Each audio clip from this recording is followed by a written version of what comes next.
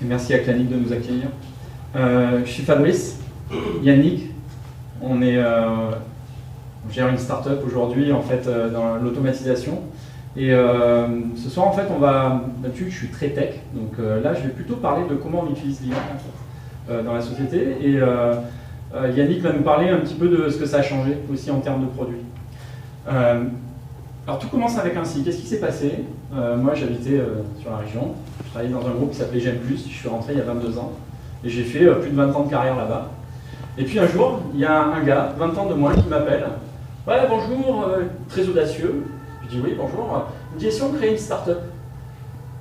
Et je vous jure que c'est vrai, hein. C'est pas une connerie. En fait, ce gars-là, c'est un gars business qui était chez Thales, qui cherchait un associé, en fait, technique. Et puis il m'a trouvé sur LinkedIn, il m'a appelé, il m'a dit bah, et si on créait quelque chose?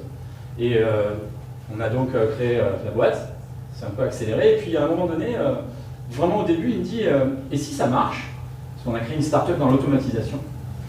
Il m'a dit et si ça marche, une fois qu'on a vendu ça à cette plateforme d'automatisation, qu'est-ce qu'il y a après? Et là je lui réponds en lui disant bah, après on automatise l'automatisation. Je lui dis mais t'inquiète, l'IA c'est dans 5 ans, on a le temps, pas de souci. Bon, bah 2 ans après, en fait, on était en train de faire de l'IA, je pense, comme tout le monde, parce qu'en fait, ça s'est précipité, on a dû pivoter, changer, pas forcément nos plans sur le besoin, parce que l'IA, c'est un outil supplémentaire pour finalement faire de l'automatisation, mais ça a vraiment, effectivement, eu un impact considérable, comme ça l'est probablement pour vous aussi. Et donc, je vais essayer de vous partager un petit peu ce que, en tant que cofondateur, parce que je suis cofondateur de Mindflow, ça m'a apporté, moi, sur les aspects stratégiques, sur les aspects techniques, etc. Et puis, Yannick décrira un petit peu plus au niveau du produit. Donc aujourd'hui, on est 40 à travers la France. On a des bureaux à Paris, à Station F. On a des bureaux aussi à La Ciotat, chez mon ancien employeur, Thales DIS, que je remercie pour les bureaux. Et puis, on a eu des médias et tout ça, mais je ne vais pas passer sur ça. Ce qui nous intéresse ce soir, c'est surtout le contenu. Pour ce qu'on fabrique une plateforme no-code d'automatisation IA. En fait, c'est très simple pour les plus tech d'entre vous. On dessine des boîtes, des flèches, et on dit voilà ce qu'on va faire dans un processus très répétitif, des tâches répétitives qui sont de l'IT, du DevOps, de la cybersécurité. On va pouvoir dessiner littéralement ce qu'on mettrait dans du code ou dans des pages Confluence par dizaines pour dire voilà les procédures qu'il faut appliquer. Voilà ce qu'on porte aujourd'hui avec évidemment de l'IA là-dedans. Notre quotidien de l'IA, en fait, et mon quotidien, parce que je parle un peu de moi, c'est un peu égocentrique, en fait, chaque jour, moi j'utilise l'IA. Chaque jour, chaque heure qui passe, j'utilise. Donc je vais vous montrer un petit peu ce qui se passe. Et concrètement, ça veut dire quoi? Parce qu'il y a beaucoup de monde qui parle de l'IA en disant ça a un impact, etc. Mais je vais essayer de vous décrire ce que moi j'ai découvert en étant cofondateur aussi, là où l'IA m'a apporté. Donc, la première chose, c'est que, ça tout le monde le sait, il y a un usage massif, c'est tout ce qui est écriture en fait. Donc moi, ça va me servir aussi bien à faire des emails, des release notes, de la documentation, des commentaires, etc. Mais je suis aussi à la tête d'une société, donc j'ai besoin par exemple de communiquer au niveau RH. Si on est une start-up, évidemment, il faut qu'on fasse un petit peu tout. Donc quand je rédige un message, je rédige un message RH, et puis je mets toujours le petit truc en disant c'est vraiment légal ce que tu écris, etc. Donc ça va m'aider. Évidemment, je sais qu'il y a des erreurs, etc.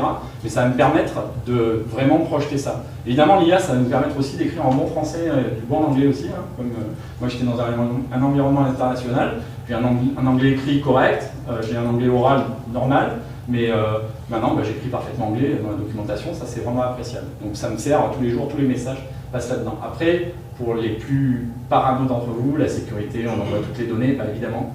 En fait, l'incentive qui est d'utiliser l'IA aujourd'hui est plus fort que les risques qui vont avec. Alors il faut les mesurer, évidemment, moi aussi je les mesure, on évolue aussi dans la cyber. Mais vraiment, c'est un gain énorme en fait, de rédaction, en fait, simplement les release notes. Hein, vous avez un exemple de release note ici, les release notes nous prennent beaucoup moins de temps à écrire que ce qu'on aurait pu le faire avant. Ça, c'est pour le volet écriture. Évidemment, on peut générer de la vidéo, des illustrations. Donc là, c'est des illustrations que j'ai utilisées, par exemple, dans des talks comme ça. Ça me prend, évidemment, comme tout le monde, 30 secondes à générer. Et j'ai plus besoin de demander à un illustrateur. Et Dieu sait qu'il y a des designers chez Mindflow qui sont utiles, mais effectivement, on peut tout de suite avoir quelque chose. Maintenant, allons un petit peu plus loin. Moi, tous les jours, j'ai des compétiteurs, j'ai des sujets sur lesquels je dois décider, arbitrer, et des fois, c'est des sujets hautement stratégiques. Là, c'est des vrais cas que je vous ai mis, c'est des choses que j'ai utilisées. Par exemple, il y a, et je le fais régulièrement, quand j'ai commencé Mindflow, l'analyse marché, moi je suis un peu mode machine, c'est-à-dire je prends un truc et j'écris, j'aime beaucoup une culture de l'écrit, mais ce mode machine me coûtait énormément de temps, parce que j'allais voir mon premier compétiteur, je regardais, je faisais ce qu'on appelle un SWOT, hein, même si moi j'étais tech, j'ai quand même appris un petit peu à faire le positionnement marché, et donc je prenais toutes ces infos-là. Aujourd'hui, je le fais sur ChatGPT, on s'est payé la licence, évidemment, avec les modèles les plus évolués, et j'écris pas des tweets quand je fais des prompts. Voilà. Enfin, je veux dire, évidemment, moi, des fois, y compris dans la boîte, on a des personnes qui disent « ouais, ça marche pas, etc. » C'est sûr que si on écrit, qu'on passe pas de temps et qu'on met pas de jus de cerveau, on va rien en retirer. Par contre, quand on y met des jus de cerveau, on obtient des analyses, mais juste hallucinantes, vraiment hallucinantes, que je vérifie, parce qu'évidemment, il y a des choses, je peux pas tout maîtriser, mais quand même, en vérifiant, on voit que ça apporte beaucoup. Donc là, je vais avoir une analyse marché avec mes compétiteurs, et je vais pouvoir le faire même sur des features de développement du produit. Et ce qui fait que j'arrive en tant que CTO dans une réunion, comme tout le monde, j'ai beaucoup moins de temps à accorder aux réunions parce qu'il y a beaucoup de sujets, il y a 40 personnes qui bossent. J'arrive et moi ça me permet tout de suite d'arriver. C'est un petit peu illusion, hein, c'est un peu de la triche quand même. On arrive dans le truc et on connaît déjà le sujet. Et des fois même, on a des meilleurs arguments que les gens qui sont dans la réunion parce que ils n'ont pas fait l'analyse à travers ChatGPT. Peut-être qu'ils ont passé du temps, ils ont oublié, ils n'ont pas fait ce qu'on a tapé là. Ces prompts-là, je les ai gardés de côté et je les réutilise en disant je suis un analyste, analyse-moi le marché, etc. Et si on passe à la suite, Juste, ce qu'on ne voit pas ici, c'est qu'on gagne du temps pour l'analyse, mais en fait la collecte des data aussi non biaisée par seulement le nombre d'interviews qu'on aurait pu faire, mais par LLM qui lui a récolté énormément de data. C'est aussi côté produit, un gain de temps énorme en fait là-dessus. Un web designer, je l'ai fait il y a quelques jours, on avait shooté une interface comme ça, vous voyez il y a pas mal d'espace là, ça ne plaisait pas trop, on en discute, etc. On peut demander et interagir avec ChatGPT ou un autre, notre moteur ou Gemini, et on n'a pas la solution, on n'a jamais la solution complète, mais par contre, en termes de sparring partner, déjà je peux travailler en asynchrone, si j'ai envie de faire ça le vendredi soir, parce que j'ai 2 minutes à tuer, je le mets vendredi soir, j'ai mon analyse 10 minutes après qui me dit voilà comment tu devrais faire, etc. Ça paraît un peu science-fiction par moment, mais franchement c'est vraiment bluffant. Enfin, pour ceux qui utilisent, je pense que vous êtes convaincus aussi, et pour ceux qui n'utilisent pas, faites-le parce que vous allez gagner du temps, quoi. Et c'est pareil sur la partie technique, donc je disais au début que j'étais très technique, je suis encore très technique, ça m'arrive d'aller même dans le code. Et en fait, avant le code, les études techniques, on a chez nous, on utilise Notion pour tout ce qui est ticketing, etc. Il ne sort plus une étude de la boîte dans laquelle il n'y a pas un lien vers un chat GPT avec toute l'analyse. Parce qu'en fait, tout ça, là c'était le modèle de permission, on avait besoin d'introduire la gestion des permissions dans notre plateforme. En fait, des fois on prend des raccourcis, on ne prend pas le temps de le faire. Là, j'ai pris le temps, j'ai repris mon prompt habituel en disant tu es un spécialiste des permissions, vers back à back, etc. et un expert AWS, parce qu'on est déployé sur AWS. Comment tu ferais ça? Je lui décris les entités, etc. Et il va me générer littéralement ce que je vais pouvoir faire. Encore une fois, c'est pas le final. Je vais pouvoir itérer, interroger le truc, et à la fin, arriver dans une réunion avec d'autres collègues et discuter, ok, voilà les options qu'on a. Effectivement, et des fois, franchement, une fois sur deux, il y a des choses auxquelles je n'avais pas pensé. Je veux dire, on me dit, ah ouais, tiens, pas con ça. Donc ça fait un peu, pas le gros mot, mais des fois, c'est l'ego, on prend un coup, mais n'empêche que c'est drôlement utile. Le vibe coding, moi j'aime bien ce sujet-là, parce qu'il est très controversé.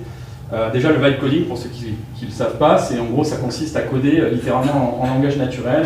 On interroge un modèle de LLM, ça nous génère le code, puis le code n'est pas bon, et puis on dit, tiens, corrige-le, fixe ça, fixe ceci, mets le bouton en haut à gauche, à droite, etc. Et on interagit comme ça, sans écrire, la plupart du temps, vraiment sans écrire le code, mais juste en regardant le résultat. Est-ce que ça marche? Pour ceux qui l'ont fait, est-ce que ça marche vraiment? Et est-ce que nous, je crois aujourd'hui, on est près de 400 000 lignes de code à peu près. Est-ce que ça marche sur 400 000 lignes de code? La première chose, c'est que déjà dans l'équipe, vous voyez là, ça date d'il y a quelques semaines, il y a des gens qui créent des outils avec ça, internes. On avait des perfs à mesurer. En fait, il y a un gars de l'équipe, il a dit, tiens, je vais peut-être le faire en vibe coding. Il s'est mis dans le cursor, il a généré un outil, il a ses schémas, etc. Ça paraît bête, mais voilà, il a fait ça en 1 heure, alors qu'il aurait mis une journée à le faire, et encore peut-être plus. Donc ça nous permet en fait de créer des outils internes. Maintenant, si vraiment, c'est un conseil que je vous donne, c'est un retour d'expérience, parce que je fais aussi parfois un peu de vibe coding. Là, c'est un vrai exemple que je vous montrerai après. plutôt que de partir vraiment direct dans le code, comme le ferait un développeur, que j'ai été, hein, partez pas dans le code en fait. Partez d'abord du design, en fait, du document de design. C'est-à-dire que vous allez sur ChatGPT, Gemini ou Claude, etc. Et vous prenez le temps, en fait, de faire générer un document de design de ce que vous allez faire. Et ce qui est bien là, c'est que vous pouvez presque commencer par un tweet. Par exemple, vous dites, je voudrais une application qui va me lister la disponibilité des lambdas sur les régions AWS. Commencez comme ça, très simple, ça va vous générer un premier truc. Vous le prenez, vous le réinjectez, vous lui dites non mais moi je voudrais que tu enrichisses ça en mettant les spécifications, en mettant les cas d'erreur, etc. Et vous faites du rebond comme ça. Au bout de 10 minutes, une demi-heure, etc., vous obtenez un gros document comme ça. Et ce document, vous le prenez et vous le mettez dans le cursor. Cursor, Windsurf, l'IDE qui vous satisfait.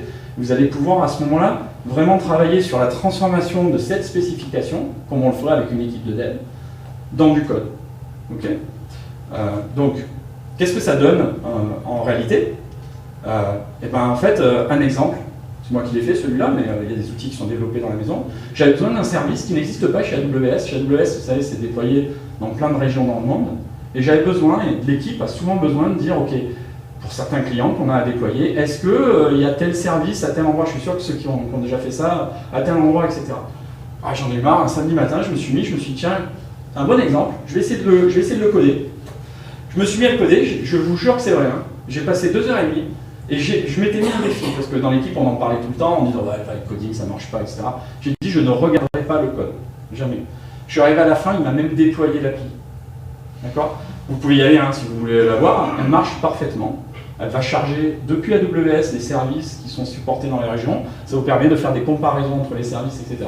Moi, j'aurais mis une semaine à la développer, enfin une semaine ou 3 jours, je sais pas, mais j'aurais certainement pas fait comme ça, surtout qu'en plus je suis une vraie brêle en React, hein, donc là c'était parfaitement, je lui ai donné la stack, etc. Donc je suis parti du document de design et j'ai atterri sur ça. Maintenant, sur quoi ça marche vraiment? Parce que sur Twitter, moi ça m'agace, je vois les mecs, ouais, j'ai fait Doom en 2 heures, ouais, ok, mais moi je fais pas Doom, ok.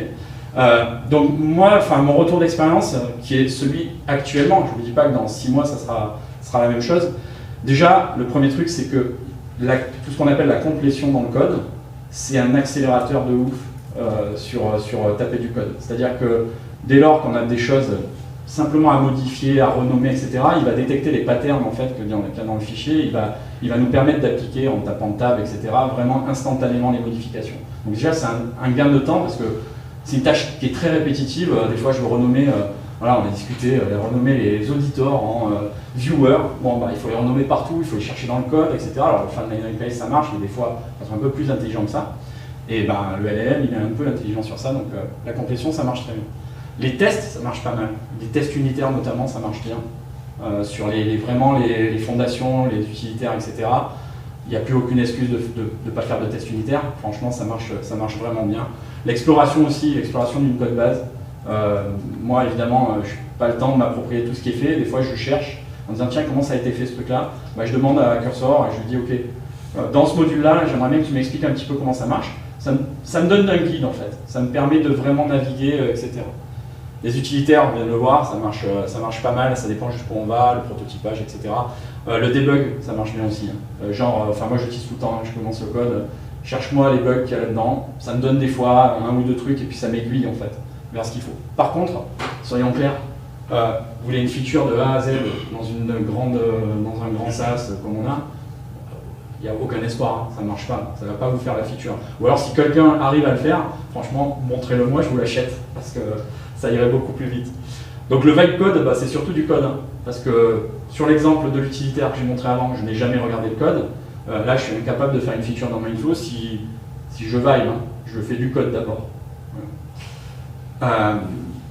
Donc voilà, et puis oui, c'est pas moi. Hein. J'aimerais bien. Mais sur GitHub, malheureusement, moi, ça ressemble plus à ça, c'est plutôt juste un petit point vert de temps en temps là. Voilà. Après 20 ans, on code un peu moins.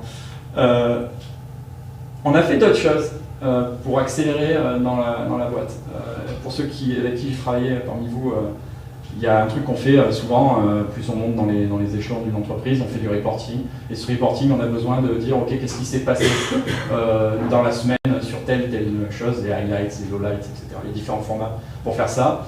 Et ben on s'est dit, bah tiens, on va utiliser notre propre plateforme pour faire ça. On a fait un agent, Slack. Alors Slack vend cette feature, bon l'avantage c'est qu'on l'a fait gratos. Donc qu'est-ce qu'on a fait? En fait, on passe en revue tous les channels Slack, et Dieu sait qu'on en a beaucoup. On prend ça, on injecte ça avec un workflow dans un LLM, et on lui dit, écoute, tu vas me cruncher un petit peu tous les échanges de la semaine, ou de la journée en l'occurrence, et à la fin de la journée, tu vas nous renvoyer un récapitulatif de ça avec les pointeurs vers la discussion. Et ben, quelqu'un part en vacances, il revient, il peut regarder ça. Quelqu'un comme moi qui n'a pas le temps de suivre, ben, il peut aller là-dessus et se dire ok, j'ai loupé la journée, putain 400 messages, ok, au secours.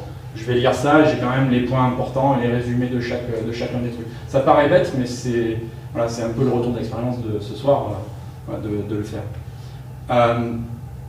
On utilise aussi, on a beaucoup de meetings, des meetings clients, des meetings investisseurs, des meetings entre nous, etc. On a tendance à surenregistrer tout en fait.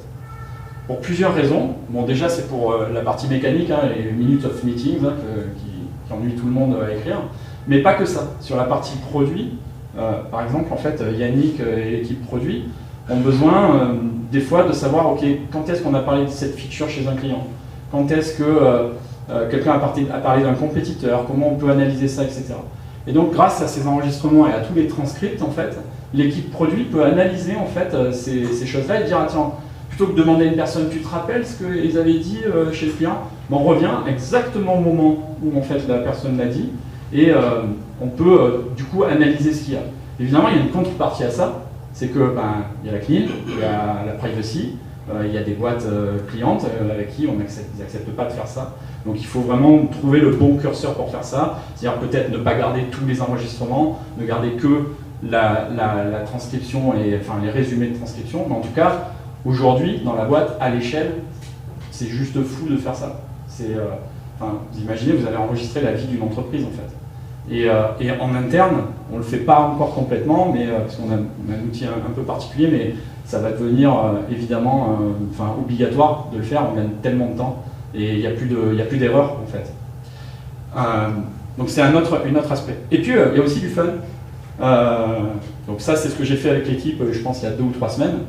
Tous les matins ils me disaient ouais ce serait bien qu'on ait un jingle et tout ça. Bah, je suis allé chez, je ne sais pas si vous connaissez, Suno.ai, ça doute certains d'entre vous. Suno.ai c'est un moteur pour générer de la musique. C'est assez cool. En fait j'ai donné à ChatGPT les 3 profils LinkedIn, hein, pas de honte. J'aurais dit tiens tu vas voir les 3 profils LinkedIn. Donc il y a évidemment ils ont des compétences variées etc. Et puis j'ai pris ça, après j'ai mis dans Suno et j'ai fait générer une musique de jingle. Faites-le, c'est marrant. Voilà, bon, ça, vous le ferez pas tous les jours, mais les musiques sont quand même assez marrantes. Voilà. Ça, évidemment, c'est en lien avec les profils LinkedIn. Ça fait une musique avec ça. Je pense que je peux juste mettre un extrait. Je sais pas si ça marche. Non, ça marche pas. Peut-être pas le réseau. C'est pas grave. Je vous la chante pas. Voilà. Attention, voici l'équipage avec flou et accueil du bon flou. Oui, radar affûté, la cueur dans le sang, étiquette de support, elle plonge en sourire. Un bug qui coupe le bateau galop, test en tout aide, les soucis tombent à l'eau. On teste, on merge, on rit, release, parti, succès garanti. Merge que côté respire, ça... Hop là. Voilà, donc sur le retour d'expérience, bah, l'IA, évidemment, ça a des contreparties, mais globalement, ça fait vraiment accélérer. C'est quand même un outil extrêmement stratégique à différents niveaux, en fait, au niveau du développement comme au niveau marché, marketing, etc. Je vous ai montré que une petite surface de tout ce qu'on fait avec l'IA qui a transformé en fait la façon dont on travaille tous les jours. Merci.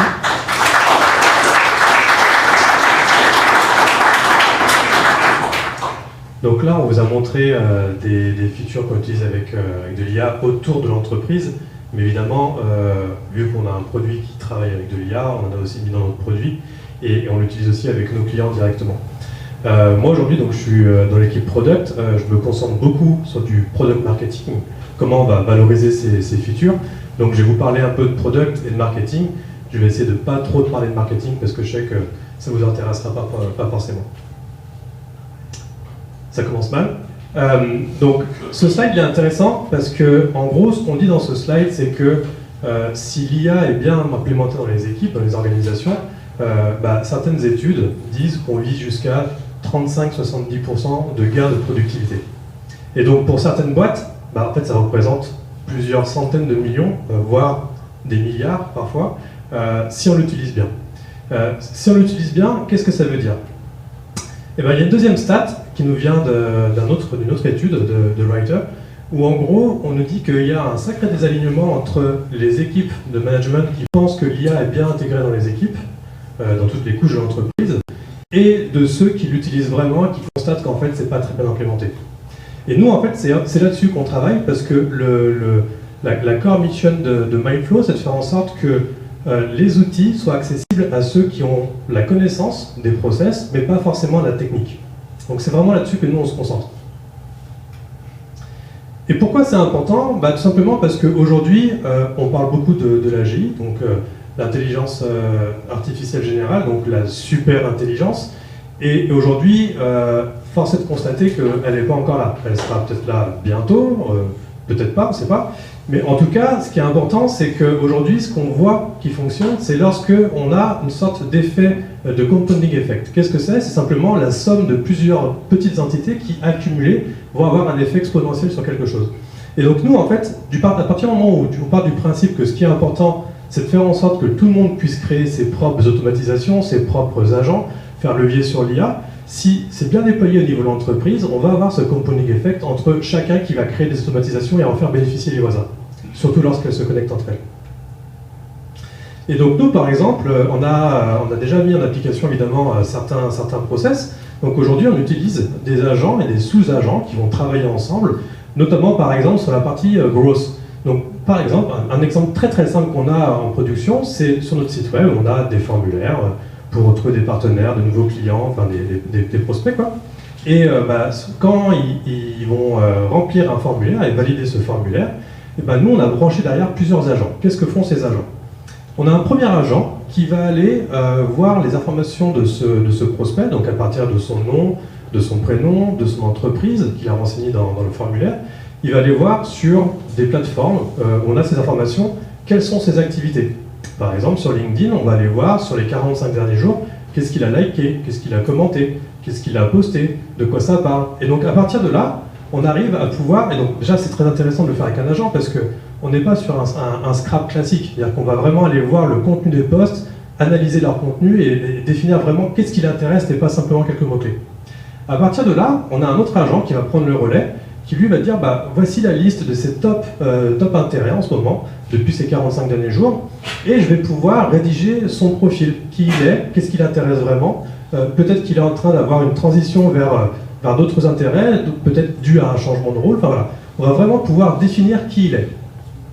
Et ça c'est très important pour nous parce que derrière, on a un autre agent qui va être l'ICP Validator, donc le profil client idéal. Et donc là on va simplement rentrer son profil et ses intérêts dans notre matrice à nous pour voir est-ce qu'il serait pertinent par rapport à notre business. Est-ce qu'il serait vraiment intéressé ou est-ce que c'est simplement un curieux? Et ça c'est important parce que du coup on gagne beaucoup de temps si on rejette ce profil. Et là où ça devient très intéressant, c'est que du coup derrière on a un autre agent qui lui, en fonction de notre business, de ce que l'on vend, des features qu'on propose, des bénéfices qu'on apporte, et de son profil, on va pouvoir pas simplement remplacer des variables de nom-prénom dans un mail, mais carrément réécrire un email en fonction de ce qui l'intéresse vraiment ces derniers temps. Et ça c'est très puissant.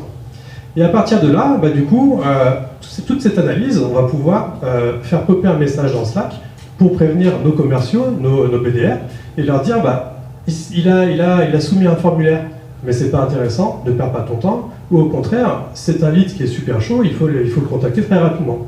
Et pourquoi pas lui envoyer directement le message qu'on a préécrit pour toi. Là où ça devient intéressant, c'est que cette mécanique d'avoir plusieurs agents, avec à chaque fois un design atomique, donc une fonction très précise pour un agent, c'est que du coup c'est réutilisable et on peut le faire travailler avec d'autres mécaniques. Ici par exemple, on est en train de construire notre backlog Revivor. Pourquoi c'est important? On a plusieurs dizaines de milliers de leads dans le CRM, et évidemment qu'on ne peut pas recontacter tout le monde, surtout ceux qui nous ont soumis des formulaires il y a maintenant 1 an ou 2. Le backlog Revivor, grâce à toute cette mécanique, il va pouvoir aller voir tous les prospects et dire, bah lui, ça fait 2 ans que tu l'as pas appelé, mais là en ce moment, il est en train de regarder des sujets qui l'intéressent et que nous, on sait travailler. Un autre use case, c'est un problème, enfin pas un problème, c'est lorsque on va vendre à un client. On avait 2 problèmes. Le premier, c'est que aujourd'hui, on travaille avec des équipes SecOps, des équipes CloudOps, des équipes ITOps, et même si nos sales sont très bons, on ne peut pas être expert de tous ces domaines.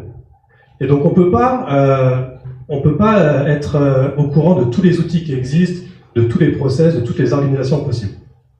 Le deuxième problème qu'on avait, c'était que souvent, lorsqu'on est en contact avec un client dans la phase de prospection, bah, le client n'a pas le temps de préparer les meetings, n'a pas le temps de définir ce qu'il veut vraiment automatiser, et parfois il n'est même pas assez mature sur ses besoins. Ça veut dire qu'il est intéressé par l'automatisation, mais il n'a pas le temps de pouvoir planifier, de réfléchir à ce dont il a vraiment besoin. Et donc ça, lorsqu'on vend une plateforme d'automatisation, c'est quand même un petit peu important parce que même si la plateforme est très puissante mais qui ne sait pas quoi faire, bah, on va pas aller bien loin. Et bien pour ça, on a mis en place un autre agent, qui est notre agent pour la discovery. Comment ça fonctionne? C'est assez simple. Donc on a une interface de chat dans laquelle on peut appeler des agents. Et dans cette interface, on va pouvoir lui dire, bah, ok, on commence l'interview. Et donc, quels sont tes domaines d'intérêt, dans quel domaine tu travailles au sein de ton organisation? À partir de là, on va pouvoir choisir par exemple cybersécurité. Et là, ça devient très intéressant parce qu'à partir de chaque réponse précédente, on va pouvoir générer d'autres questions qui sont à chaque fois personnalisées par rapport au contexte. Et donc là, ne serait-ce que cette liste qui peut paraître anodine, elle va couvrir en fait tous les sujets de la stack qu'il ne faut pas oublier. Parce que nous, la puissance de la plateforme, elle est à la hauteur du nombre d'intégrations qu'on va pouvoir orchestrer. Et donc si on en rate quelques-unes, bah, du coup, on ne peut pas avoir une picture complète de la situation.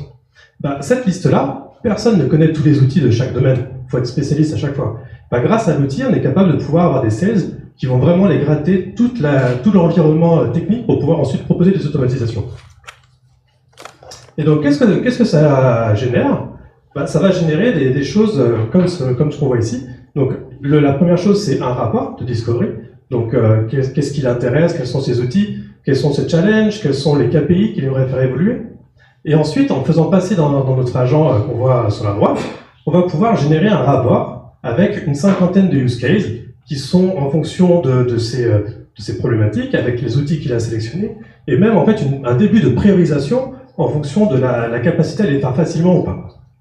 Et là où ça devient hyper intéressant, c'est que on ne génère pas seulement cette liste de use cases, mais on génère aussi une liste d'agents et un business case complet dans lequel on va lui rappeler tout ce qui nous a dit dans l'interview, donc ces problématiques, comment l'intégrer et surtout derrière une roadmap d'intégration. Et ça, en fait, c'est ultra pertinent, enfin, ultra puissant, parce que encore une fois, ces gens n'ont pas le temps de préparer tout ça, et donc nous, on leur fournit un document qu'ils vont pouvoir présenter directement à la hiérarchie en disant, bah, regardez, on a un document de 3 pages qui nous explique comment on va mettre en place Mindflow au sein de l'organisation sur les 3 à 6 prochains mois. Et donc déjà, on gère de la valeur dès les premiers rendez-vous. Et donc, qu'est-ce qu'on y gagne? On fait une discovery plus rapide du client, donc du coup, on prend des décisions plus rapides, on va partir en POV plus rapidement. Au niveau des POV, donc ce sont des sessions de 1 semaine à 1 mois, ça dépend des clients. On est passé on teste la plateforme pour voir si elle fonctionne vraiment comme vous la décrivez, à, en fait, on veut déjà commencer à intégrer ce que vous nous avez présenté dans le rapport de business case, donc ça change complètement l'approche. Et puis, surtout, je le disais juste avant, c'est que du coup, on arrive déjà avec un projet sur les 6 prochains mois, et donc ça devient un vrai projet au niveau de l'entreprise, et pas simplement un outil qu'on va ajouter à la stack. Et donc ça change complètement le positionnement. Mais alors du coup, qu'est-ce que c'est un agent? Parce que du coup, je vous ai montré plein de choses, mais il y a une définition qu'il faut avoir en tête pour vraiment comprendre de quoi on parle. Il y a différents types d'agents. Les premiers, c'est plutôt les flows prédictifs. Ce ne sont pas vraiment des agents, en fait on va orchestrer différents services, qu'on va pouvoir connecter les uns avec les autres, avec une logique de conditions, de transformation de data. C'est des flows vraiment prédictifs qui vont toujours s'exécuter de la même manière. Là on n'est pas vraiment dans le domaine des agents. On va avoir ensuite ce que nous on appelle des flows agentiques. Un flow agentique, ça va être et c'est ce qu'on voit beaucoup sur le marché, ça va être des LLM qui vont pouvoir faire un rapport, étudier une analyse, enfin faire une analyse, et ensuite dire, bah, dans cette situation, il faut prendre la branche A du flow ou la branche B du flow. Donc ils vont avoir la capacité de pouvoir générer des contenus, de pouvoir générer des débuts de décision, et ensuite dire, bah voilà, on va partir dans une branche ou l'autre, mais ça reste quand même du prédictif parce que les branches ne sont pas dynamiques. C'est à la hauteur de ce qu'on a pu designer en amont et de faire en sorte qu'il atteigne les différentes situations. Et on va avoir la troisième catégorie qui nous intéresse, c'est des agents qui vont vraiment être autonomes. Qu'est-ce que c'est un agent autonome? C'est un agent auquel on va confier une mission, on va lui confier un certain nombre d'outils qu'il va pouvoir utiliser, et c'est lui-même qui va créer les branches un peu à la volée, qui va être capable de pouvoir décider lui-même quelle solution et quel workflow il va mettre en application pour avancer. Et donc c'est un agent qui a un début d'autonomie que les autres n'ont pas. Alors, par exemple, c'est comme ça que nous se présentent les agents dans MyFlow. Qu'est-ce qu'il faut voir ici? Donc, évidemment, on peut appeler des agents, ils sont capables d'appeler d'autres agents, donc toujours cette idée d'écosystème et de collaboration. Mais là où ça devient intéressant, c'est cette partie-là, et c'est ce que nous on met en avant. Ils vont pouvoir donc avoir des instructions, des missions, et ensuite on va pouvoir lui dire, bah, pour ta mission, tu as le choix entre l'outil A, B et C, et selon les situations, il va pouvoir soit utiliser tous les outils, soit que le A puis le C, enfin voilà, vous l'avez compris, c'est vraiment dynamique. Et au niveau de ces outils, en fait, ce qui va se passer, c'est que, évidemment, on ne souhaite pas qu'un agent puisse faire tout ce qu'il veut dans la stack technique, et donc on va pouvoir lui dire, bah, on va t'autoriser un certain nombre d'opérations pour pouvoir arriver à tes fins, mais sans mettre en danger tous les autres use cases. Et donc, typiquement, ici, c'était un flow qu'on avait mis en place avant la nouvelle version de nos agents. Donc, en gros, c'est un flow qui va aller voir une alerte, qui va faire de l'enrichissement, voir est-ce qu'il y a d'autres traces des problèmes liés à cette alerte. Enfin, bref, faire un rapport pour ensuite dire c'est grave, il faut qu'on s'en occupe, ce n'est pas grave, on ferme le ticket. Donc ce flow qui utilisait plusieurs agents avec à chaque fois des outils qui leur étaient propres, donc tâche par tâche, est devenu un agent comme celui-ci, dans lequel on va pouvoir lui dire, bah voilà, toi tu as le choix avec tous ces outils, on va le prompter correctement pour pouvoir lui définir sa mission et comment on souhaite qu'il fasse les choses, et ensuite eh bien, il va pouvoir faire son rapport s'il y a un problème, ou alors fermer le ticket si aucun problème. Et donc ce qu'on voit, c'est que on est passé d'un flow qui était assez complexe à designer à quelque chose qu'on va pouvoir décrire en langage naturel. Sauf que ce qu'on a réalisé, et ça, on le voyait pas tout de suite, c'est que d'écrire des choses en langage naturel, c'est effectivement plus simple, plus accessible à tout le monde. Sauf qu'en fait, on se rend compte que assez rapidement, il faut savoir comment fonctionnent les API, comment fonctionne vraiment le business, comment la donnée est construite dans ces outils. Et donc finalement, ce qu'on constate aujourd'hui, c'est que même si les interfaces sont beaucoup plus simples, eh ben, il y a quand même de l'ingénierie à faire en langage naturel, c'est beaucoup plus simple, mais il reste quand même des choses à pouvoir à bien maîtriser pour faire en sorte que ça fonctionne bien. Et du coup, ce qui est quand même vachement intéressant, c'est que, et ça c'est quelque chose qu'on promeut avec MyFlow, c'est que on disait au début du talk que ce qui est important, c'est que tous les individus puissent avoir accès à ces outils pour pouvoir construire eux-mêmes des automatisations et des agents. Et donc forcément, si les gens jouent le jeu, on va avoir plus de productivité.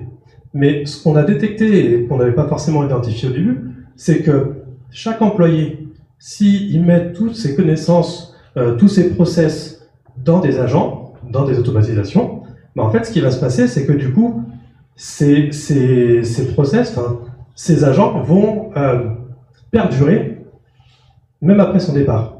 Et donc, le concept de savoir durable pour l'entreprise devient hyper intéressant. Parce que là, du coup, on a vraiment un effet exponentiel et que chaque individu qui met ses process au service de l'organisation, ben, ça devient quelque chose qui peut-être fera 1 milliard. Voilà.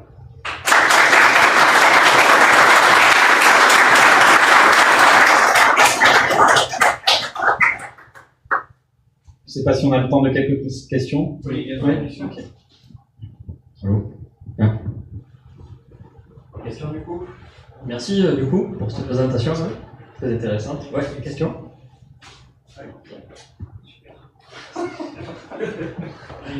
Je vois qu'il y a pas mal d'utilisation de l'IA. Par contre, moi, la question que je me pose, c'est au niveau des intégrations. Est-ce que, par exemple, dans Notion, donc, vous utilisez l'IA pour les faciliter, pour vous aider à créer des issues, des choses comme ça. Et par contre, est-ce que vous êtes arrivé à intégrer des modules d'IA qui vous permettent justement d'éviter les fameux copier-coller que l'on fait fréquemment dans le ChatGPT, ou est-ce que, en fait, vous vous êtes heurté à cette même problématique Je ne sais pas si j'ai bien compris la question. En fait, ce qu'on a rapidement identifié comme approche, c'est que des pages de prompt qui font 10 000 lignes, ça ne fonctionne pas, pour deux raisons. La première, c'est le moteur lui-même va halluciner à un moment donné qu'il y a une perte d'information, parce qu'un gros prompt, en fait, ça noie finalement les choses. La deuxième, c'est simplement que les gens, écrire de très gros prompts, ça reste compliqué. Donc il y a un peu une approche divisée pour mieux régner. Et c'est un peu, enfin, je fais souvent l'analogie avec les humains, hein, je suis désolé pour cette analogie qui est entre l'IA et les humains, mais finalement, en fait, ça ressemble à une équipe. Une équipe, dans l'équipe d'engineering, j'ai des spécialistes du front, j'ai des spécialistes du back, j'ai des spécialistes DevOps, etc. On nomme tout ça des full stack, mais ils ont quand même des spécialités. Et en fait, avec les moteurs agentiques, et on n'est pas là que pour vendre du Mindflow, il y a d'autres personnes qui font ça aussi. En fait, la vérité, c'est qu'aujourd'hui, dans l'état actuel de la technologie, ce qui est le plus pertinent, c'est de segmenter en fait ces agents. En fait, quand on parle d'agents, c'est de dire je vais faire un agent spécialisé. Souvent, je le décris sur la cybersécurité. Okay, cybersécurité, quand quelqu'un me dit ouais, c'est super, on va avoir un agent qui va être un analyste, peut-être même niveau 3, qui va faire tout le job. Souvent, je leur dis attendez, avant de faire cet agent-là, commencez par la base, quoi, parce que en fait, l'agent qui sait tout, ça ne marche pas aujourd'hui en fait. Peut-être ça marchera avec les GI, mais pour l'instant ça ne marche pas. Par contre, je crée un agent spécialiste de mon outil EDR, je fais un agent spécialiste de ma threat intel, etc., etc. Et eux, je les personnalise pour l'entreprise. Et après, je m'appuie sur ces agents que j'ai fait pour pouvoir déléguer à partir peut-être de cet analyste vers ces agents. Là, ça marche beaucoup mieux. Ça a deux intérêts. Je rejoins la question, je pense, que tu as sur les intégrations. C'est que tout ça, ça ne marche que si le LLM est capable de raisonner. Ça, il va le faire de mieux en mieux, mais aussi d'agir. Agir, ça veut dire utiliser les outils. Or, les outils qu'on utilise aujourd'hui, c'est pas des outils IA, c'est des outils de chaque jour. C'est du Slack, c'est des outils ticketing, du ServiceNow, du Jira, etc. Donc, il faut apprendre au LLM comment on utilise ces outils. Bon, vous avez entendu parler de MCP. MCP, c'est bien, ça résout la connectique, mais ça résout pas comment on va utiliser les outils, en fait. Voilà. Et bon, là, spoiler, si vous voulez, on pourra en discuter après. Mindflow, on l'a créé sur cette base. C'est-à-dire que nous, on n'est pas les premiers dans l'orchestration. En fait, nous, notre sauce secrète, c'est les intégrations. On a 4000 produits intégrés. C'est sur ça qu'on a misé et c'est pour ça qu'on est là aujourd'hui, en fait. Voilà. Parce qu'on fait plus d'intégration que les autres. Avec ce qu'on fait, je pourrais vous en parler après si vous le souhaitez. Je ne sais pas si ça répond à la question. Et la connectivité, c'est important pour agir dans les produits. Mais un agent, plus la qualité de data est élevée, et mieux il connaît le contexte pour pouvoir agir correctement. Donc la connectivité, c'est pas seulement pour agir, c'est aussi pour récupérer le bon contexte d'exécution, les policies de l'entreprise, les bonnes pratiques, des tickets dans tous les sens pour pouvoir faire exactement ce qu'on attend de lui au bon moment. On va prendre une question de plus. S'il y a. Oui. Ah, attends, il y a une question. Bon, deux questions. Bonjour, j'ai une question sur les équipes, parce que est-ce que vous avez réussi à embarquer toutes les équipes dans cette révolution qui est au final récente, mais est-ce qu'il y a eu des freins en interne, des gens à acculturer, ce genre de choses? Comment elle s'est faite cette conduite du changement, même si j'ai compris que c'était par nature dans l'essence de la boîte?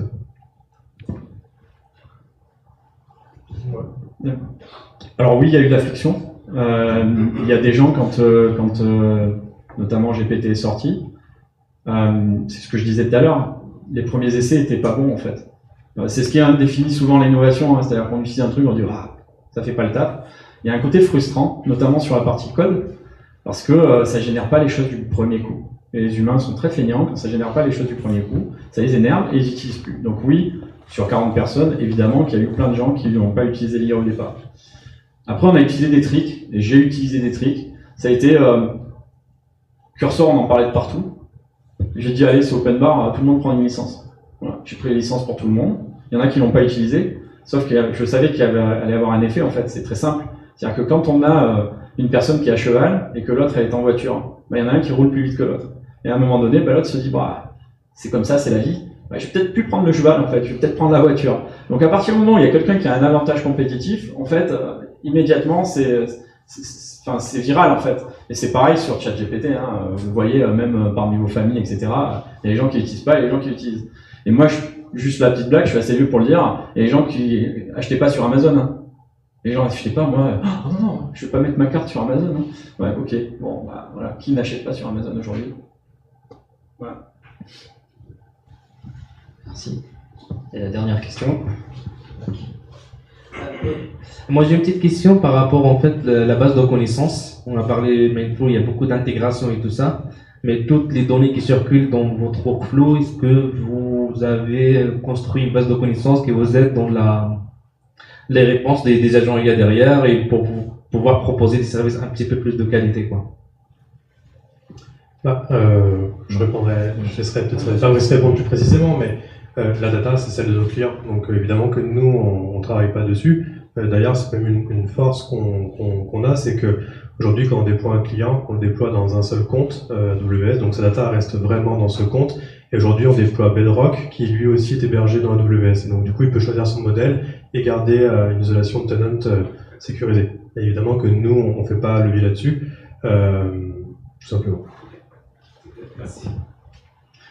Bon, merci Fabrice, merci Yannick et merci Mindflow. On va passer à la deuxième presse de ce soir. Merci. Donc, Céline. Merci.